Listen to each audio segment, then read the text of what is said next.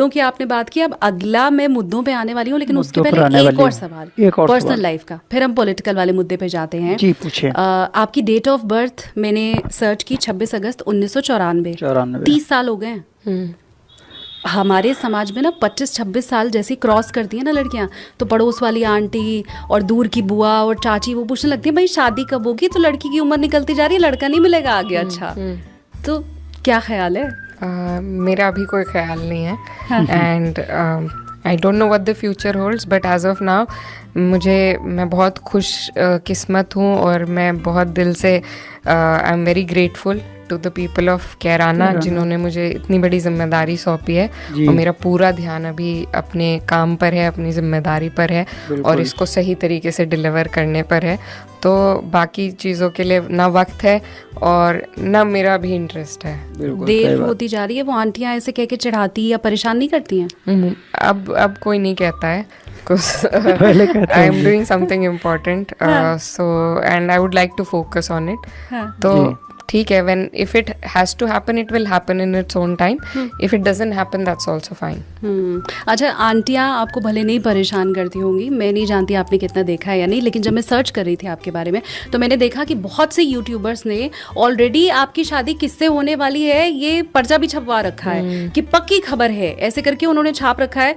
मैंने देखा इमरान प्रतापगढ़ी जी के साथ, तो कुछ मैसेज आप देना चाहेंगे उन यूट्यूबर्स को जो कुछ भी चला रहे हैं? मैं आपके माध्यम से थैंक यू, आपके माध्यम से मैं सबको ये कहना चाहती हूँ कि इन बातों में बिल्कुल कोई सच्चाई नहीं है और ऐसी गलत अफवाह किसी भी व्यक्ति के लिए, किसी लड़की के लिए चलाना बहुत गलत है।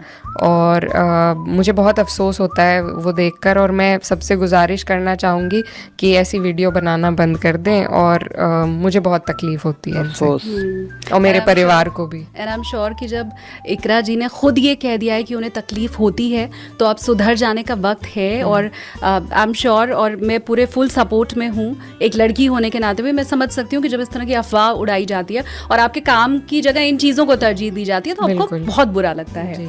अब मुद्दे की बात, जैसा आपने कहा भी था, लॉ स्टूडेंट आप रही हैं और भारत में एक नहीं कई कानूनों को लेके इस वक्त बहुत बहस छिड़ी हुई है, अदालतों को लेके, सर्वोच्च अदालत को लेके, निचली अदालतों को लेके। तो अगर मैं एक एक करके हर मुद्दे पे आना चाहूँ तो सबसे पहली बात, क्योंकि फैशन मुझे लगता है हो गया है कि फलानी मस्जिद के नीचे पहले तो मंदिर हुआ करता था, साक्ष्य दिखाई दे रहे हैं, साक्ष्य उसके दिखाई दे रहे हैं और अदालतें कह देती हैं कि जो सर्वे कराइए। एक लॉ स्टूडेंट होने के नाते और एक नेता होने के नाते आप कैसे देखती हैं? सही बात। Thank you for this question. I think देखिए, अब से मैं I will go back to history a little bit.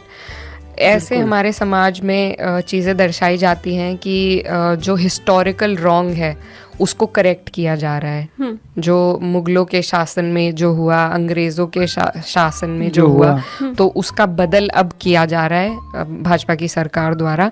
मुझे लगता है ये बिल्कुल गलत है, क्योंकि जब मुगलों का राज था या जब अंग्रेज़ों ने हम पर राज किया, तब हमारे यहाँ ना रिपब्लिक था ना लोकतंत्र था, तब राजशाही शासन का दौर था।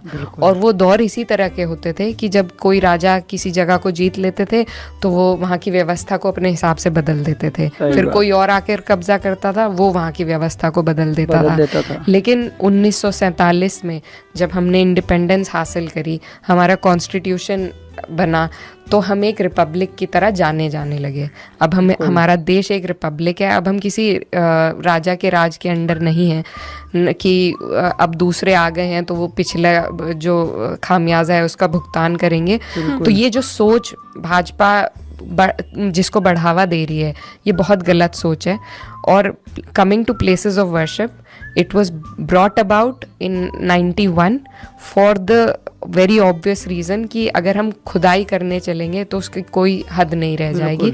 आप और नीचे खोदेंगे तो आपको मौर्य डायनेस्टी के भी मंदिर मिलेंगे, आप और नीचे जाएंगे तो आपको मोहनजोदारो, हड़प्पा तक आप चले जाएंगे। There is no limitation to where you can go. You will आप, जैसा हमारे राष्ट्रीय अध्यक्ष अखिलेश जी ने भी कहा था कि आप पूरा देश खोद देंगे अगर इसी तरह चलता रहा। इसीलिए प्लेसेस ऑफ वर्शिप एक्ट को लागू किया गया था कि 1947 में on the day that we got independence, the character of any place of worship, whatever it was, will remain intact. That is what the act says. उससे पहले क्या था? We don't care because we were not a country then.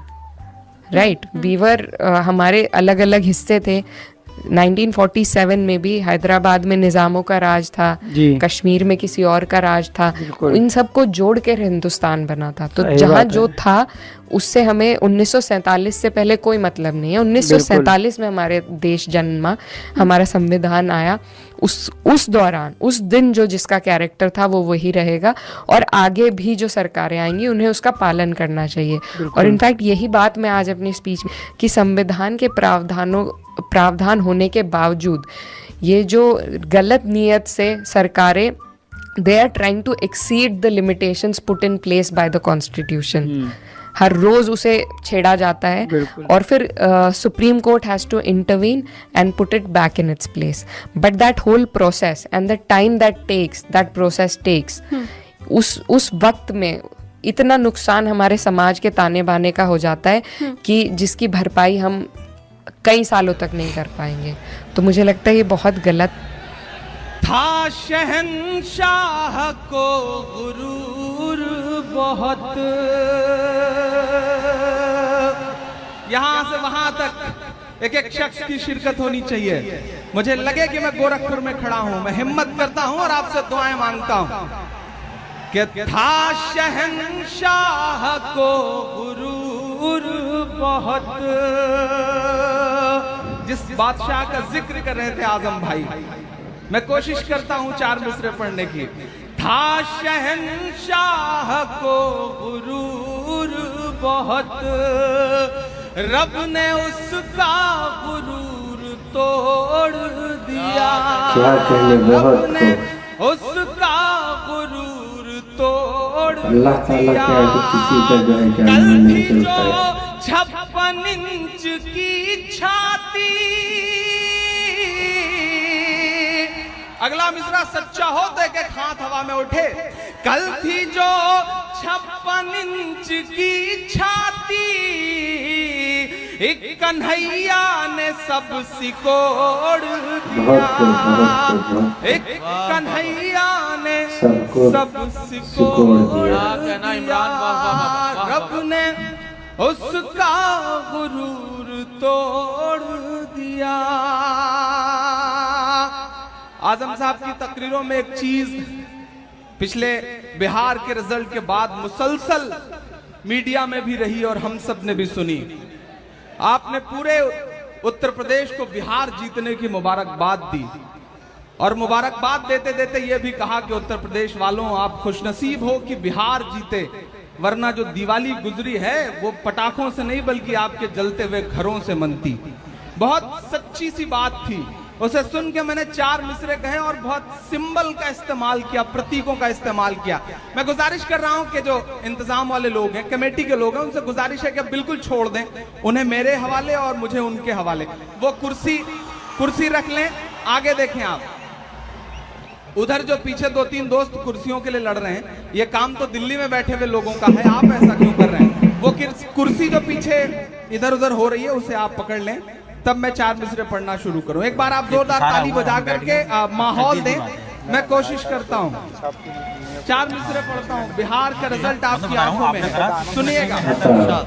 कि दूध ने चाय को हरा डाला.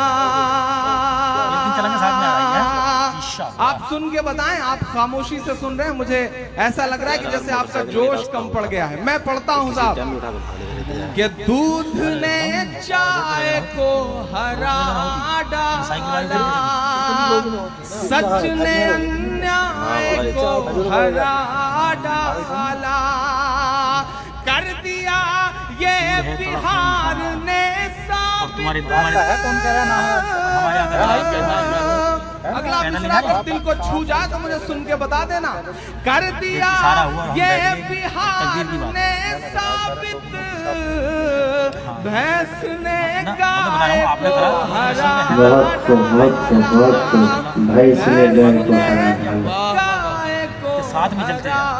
डाला, लेकिन चलेंगे साथ में आ रहा है सच ने इंशाअल्लाह। अन्याय को हरा डाला।